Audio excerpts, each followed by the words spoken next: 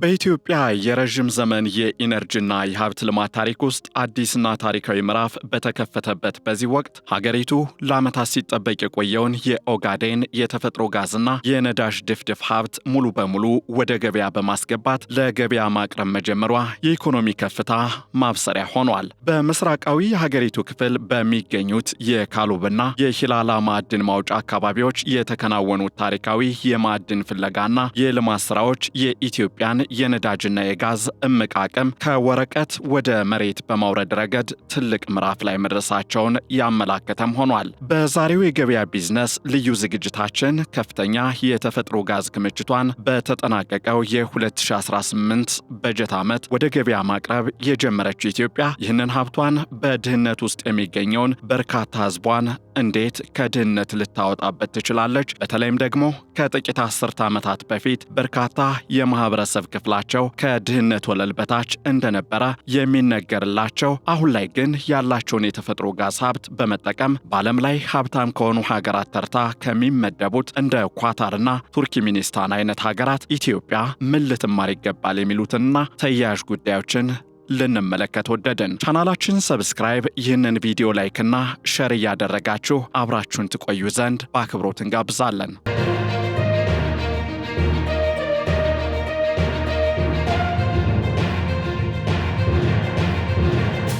በኢትዮጵያ ነዳጅ፣ ተፈጥሮ ጋዝና ማዕድናት እንደሚገኙ ከተረጋገጠ ከ80 ዓመታት በላይ አስቆጥሮ የነበረ ቢሆንም የሀገሪቱ የዘገየ ጉዞና የትግበራ ክፍተቶች ሀብቱን በአግባቡ ጥቅም ላይ እንዳይውል አድርገውት ቆይተዋል። ሆኖም ባለፈው ዓመት ጠቅላይ ሚኒስትር አብይ አህመድ ለፓርላማው ይፋ ባደረጉት አሃዝ መሰረት በተፈጥሮ ሀብቷ የታወቀችው ኢትዮጵያ በአንድ ቦታ ብቻ 21 ትሪሊዮን ኩቢክ ጫማ ግዙፍ የተፈጥሮ ጋዝ ማግኘቷ በሶስተኛ ወገን ተረጋግጦ ወደ ተግባራዊ ስራ መሸጋገሩ የሀገሪቱን የኢኮኖሚ ከፍታ የሚመጠን አዲስ አቅም እንደፈጠረ እየተገለጸ ይገኛል። ይህ ግዙፍ የሀብት ክምችት በግብርና ብቻ ተወስኖ የቆየውንና የምግብ ዋስትናን ሙሉ በሙሉ ማረጋገጥ ተቸግሮ የነበረውን የኢትዮጵያ ኢኮኖሚ መዋቅር በመሰረታዊነት የሚለውጥ እንደሆነም እየተነሳ ይገኛል። የኢትዮጵያ የማዕድን ሚኒስትር ኢንጂነር ሀብታሙ ተገኝ በቅርቡ እንደገለጹት ከሆነ በሀገሪቱ የሃይድሮካርበን ሀብት ፍለጋ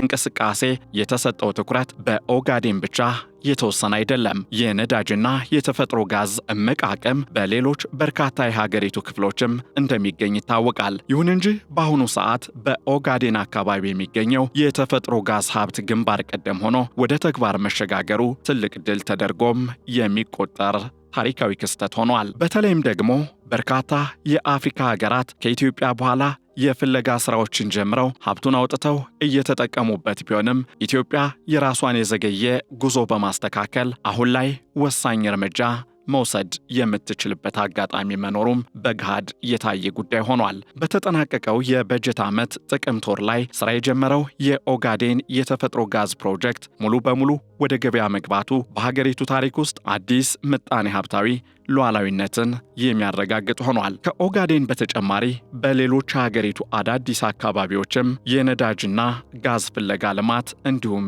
የልማት ስራዎች ተጠናክረው እንደሚቀጥሉና በቀጣይ ቀጠናዊና ሀገራዊ ምጣኔ ሀብት ውስጥ ከፍተኛ አስተዋጽኦ የሚያበረክቱ መሰል ሜጋ ፕሮጀክቶች እንደሚስፋፉም እየተገለጸ ይገኛል። ኢትዮጵያ ያላት የሀብት ክምችት በጋዝ ብቻ የተወሰነ ሳይሆን በሶስተኛ ወገን የተረጋገጠ ጉልህ የነዳጅ ድፍድፍ ወይም ክሩድ ኦይል ክምችት መገኘቱም ቀደም ሲል መገለጹ ይታወሳል። የነዳጅ ድፍድፍ ማጣሪያ ፕሮጀክትን በቅርብ ዓመታት ውስጥ ለማጠናቀቅ ሀገሪቱ እያከናወነችው የሚገኘው ስራም ይበል የሚያስብል እንደሆነ እየተገለጸ ይገኛል። እነዚህ መንትያ የጋዝና የነዳጅ ፕሮጀክቶች ለሀገራዊ ልማት እጅግ ወሳኝ ምሰሶች መሆናቸውም እየተገለጸ ይገኛል። ምክንያቱም ሀገሪቱ በየዓመቱ ለውጭ ነዳጅና ማዳበሪያ ግዢ የምታወጣውን እጅግ ከፍተኛ የሆነ የውጭ ምንዛሬ በከፍተኛ ሁኔታ እንዲቀንስ ያስችላሉና ነው። ከዚህ ጋር ተያይዞ መንግስት ከዚህ ቀደም ይህንን ሀብት መጠቀም ስላልቻልንበት ምክንያት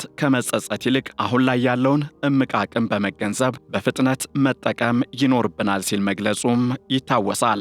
መሬቷ በብዙ አይነት የተፈጥሮ ሀብቶች የታደለችው ኢትዮጵያ ከዚህ ቀደም በግብርና ላይ ብቻ የተመረኮዘውን ፖሊሲ በመገምገም ማዕድንና ሃይድሮካርበንን እንደ ቁልፍ የኢኮኖሚ ማሻሻያ ማዕከል እያደረገች ትገኛለች። ትገኛለች። የማዕድን ዘርፉ ከዚህ ቀደም ከጠቅላላ የሀገር ውስጥ ምርት ወይም ከጂዲፒ ድርሻው እጅግ አነስተኛ የነበረ ቢሆንም አሁን ላይ ግን እንደ ወርቅ፣ የከበሩ ድንጋዮች ማለትም አልማዝና ሰምፔር እንዲሁም የኢንዱስትሪ ማዕድናት ለሀገሪቱ የወጪ ንግድ እድገት ስትራቴጂ ከፍተኛ አስተዋጽኦ እያበረከቱ ናቸው። በሀገሪቱ ካሉ የሀብት አይነቶች መካከል ኦፓል፣ ካኦሊን፣ ብረት፣ ሶዳ አሽ እንዲሁም ታንታለም በስፋት የሚገኙ ሲሆን የወርቅ ማዕድን ማውጣት ግን የረዥም ጊዜ ታሪክ ያለውና ቁልፍ የልማት ዘርፍ ሆኖም በኢትዮጵያ ውስጥ ይገለጻል። በጉጂ ዞን ኦሮሚያ ክልል የሚገኘው ለገደምቢና ሳካሮ ትላልቅ የወርቅ ማዕድን ማውጫዎች ሲሆኑ በየዓመቱ ከፍተኛ መጠን ያለው የወርቅ መጠን ለገበያ እያቀረቡም ይገኛሉ። ከዚህም በተጨማሪ በምዕራብና ሰሜናዊ የሀገሪቱ ክፍሎች የሚገኙ አረንጓዴ የተራራ ኮረብታዎች እጅግ ውድ የሆኑ ማዕድናትን የያዙ እንደሆነም ይገለጻል። በኬንቲቻ ማዕድን ማውጫ የሚመረተው ታንታለም ለዘመናዊ የኤሌክትሮኒክስ መሳሪያዎች ማለትም የሞባይል ስልኮች፣ ካሜራዎችና ኮምፒውተሮች ማምረቻነት የሚያገለግል ሲሆን ኢትዮጵያ በዚህ ዘርፍ በዓለም ላይ ካሉ ቀዳሚ ሀገራት አንዷ እንድትሆንም አስችሏታል። በሌላ በኩል በኢትዮጵያ የደቡብ ምስራቅ ክፍል በሚገኙት የካሉብ የሂላላና ሌሎችም አካባቢዎች የሚገኙ የተፈጥሮ ማዕድናትና የጋዝ ክምችት እጅግ ግዙፍ መሆኑ እየተጠቆመ ይገኛል።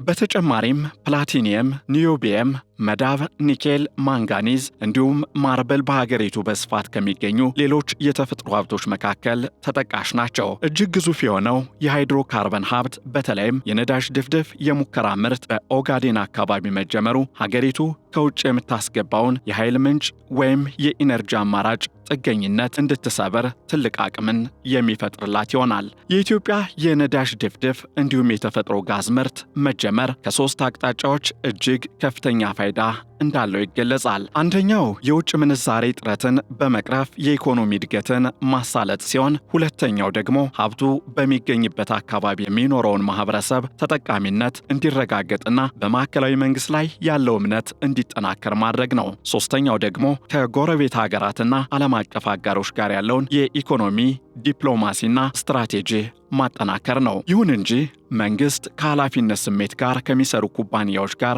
ግልጽ ስምምነቶችን በማድረግ የሀገሪቱንና የህብረተሰቡን ጥቅም ማስከበርና ማስጠበቅ እንዳለበት አጽንኦት የሚሰጠው ጉዳይ ነው። በሌላ በኩል ደግሞ የ120 ሚሊዮን ህዝብ ባለቤት ለሆነችው ኢትዮጵያ የዚህ ግዙፍ የተፈጥሮ ጋዝና የነዳጅ ሀብት ወደ ገበያ መግባት ማለት ድህነትን ለመታገልና ስራ አጥነትን ለመቀነስ የሚደረገው ጥረት ትልቅ መሰረት የሚያስገኝ ይሆናል።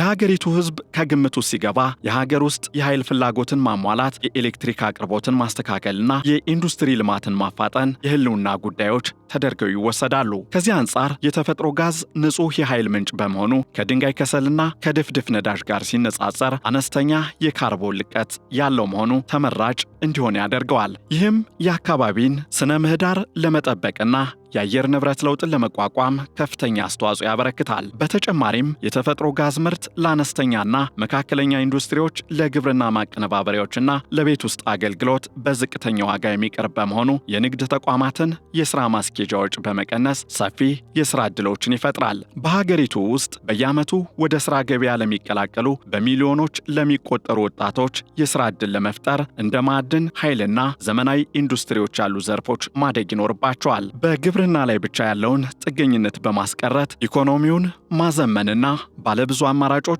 ማድረግ ለሀገሪቱ የረዥም ጊዜ ደህንነት ወሳኝነት ይኖረዋል። የተፈጥሮ ጋዝ እንደ ፀሐይና ነፋስ ኃይል ካሉ ተለዋዋጭ ታዳሽ ሀብቶች ጋር ሲነጻጸር በማንኛውም ሰዓት የተረጋጋና አስተማማኝ የኃይል አቅርቦት በመስጠት የሀገር ውስጥ የኃይል አቅርቦት አማራጭን አስተማማኝ ያደርጋል። ኢትዮጵያ ከዚህ ታሪካዊ የተፈጥሮ ሀብቷ ልማት አንጻር ከዓለም አቀፍ ልምዶች በተለይም ከኳታርና ከቱርክሜኒስታን ልምድ መማር የምችላቸው እጅግ ጠቃሚ እውነታዎች እንዳሉም ይነሳል። ኳታር በአረቢያ ባህረ ገብ መሬት የምትገኝ በአንጻሩ አነስተኛ ሀገር ተብላ የምትጠቀስ ሲሆን ግዙፍ የተፈጥሮ ጋዝ ሀብቷን በመጠቀም ከቀድሞ ድህነቷ ወጥታ ዛሬ ላይ በዓለም ላይ ግንባር ቀደም የፈሳሽ ተፈጥሮ ጋዝ ወይም ሊኩፋይድ ናቹራል ጋዝ ላኪ በመሆን ከፍተኛ ኢኮኖሚያዊና ፖለቲካዊ ተጽዕኖ ፈጣሪ ሀገር መሆን ችላለች። ነዳጅና ጋዝ ከመገኘታቸው በፊት የኳታር ህዝብ ዓለም ላይ ካሉ ድሃ ህዝቦች መካከል ተጠቃሽ እንደነበረ፣ ኑሯቸውም በአሳ ማጥመድና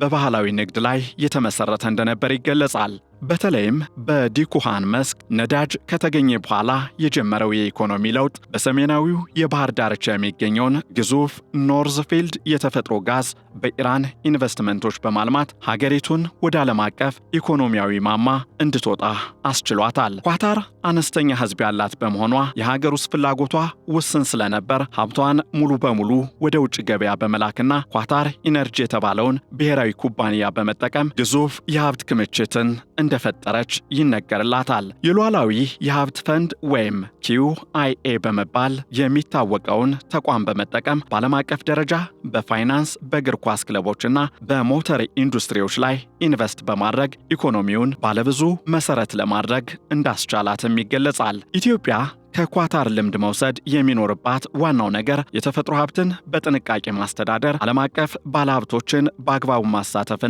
የሀብት ክፍፍሉን ለሀገራዊ እድገት መዋል እንደሚቻል ነው።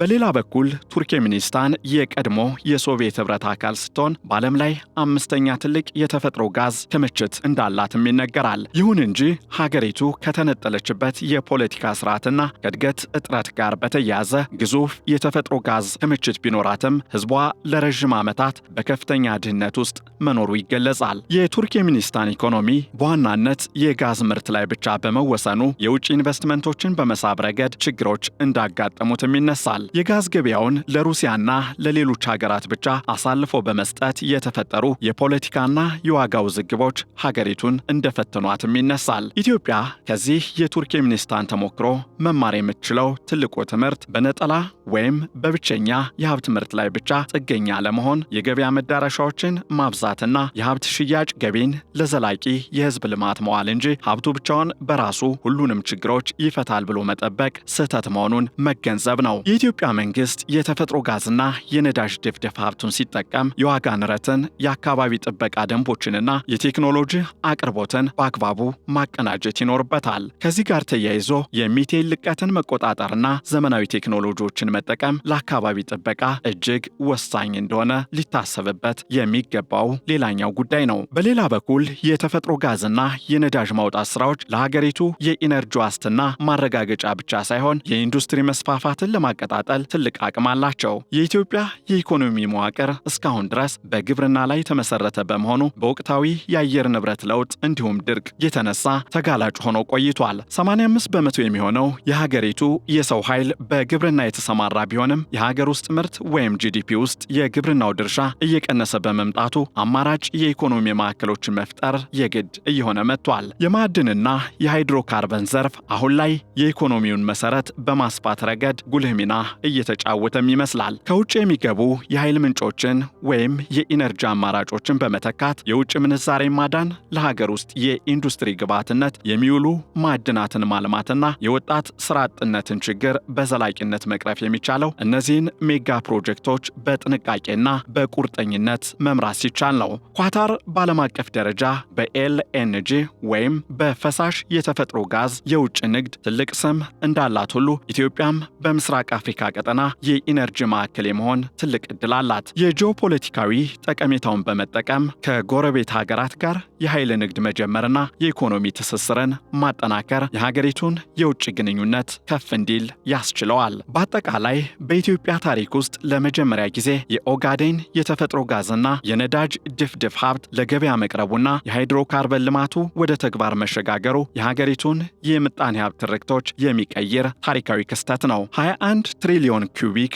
ጫማ የተፈጥሮ ጋዝ ክምችት መገኘቱና የነዳጅ ድፍድፍ ማጣራት መጀመሩ ለ120 ሚሊዮን ሕዝብ ኢትዮጵያውያን አዲስ የተስፋ ብርሃንን የሚፈነጥቅ ትልቅ ክንውንም ነው። በግብርና ላይ ብቻ የተወሰነውን የኢኮኖሚ መዋቅር በማሻሻል ማዕድናትንና የኃይል ሀብቶችን በአግባቡ በመጠቀም ከኳታርና ከቱርክሜኒስታን ልምዶች በመማር ኢትዮጵያ ድህነትንና ስራ አጥነትን ታሪክ ማድረግ ትችላለች። የሀገሪቱ መሪዎችና ባለሙያዎች እንደሚገልጹት ሁሉ ከዚህ ቀደም የነበሩ የዘገዩ ጉዞዎችንና ኋላቀር አሰራሮችን በማረም ሀብቱን ለሕዝብ ጥቅምና ለሀገራዊ ልማት መዋል እንደሚገባም አጽንኦት የሚሰጠው ጉዳይ ነው። ነው። የነዳጅና የተፈጥሮ ጋዝ ፕሮጀክቶች የአካባቢ ጥበቃን በተከተለ መልኩ ግልጽ ስምምነቶች ተደርገውላቸው ሲከናወኑ የኢትዮጵያን የምጣኔ ሀብት ትንሣኤ እውን በማድረግ ረገድ ታሪካዊ አበርክቶ ይኖራቸዋል። በመሆኑም አሁን ላይ የተጀመረው ይህ ጉዞ ነገ ኢትዮጵያን በዓለም አቀፍ የኢነርጂ ካርታ ላይ ትልቅ ስፍራ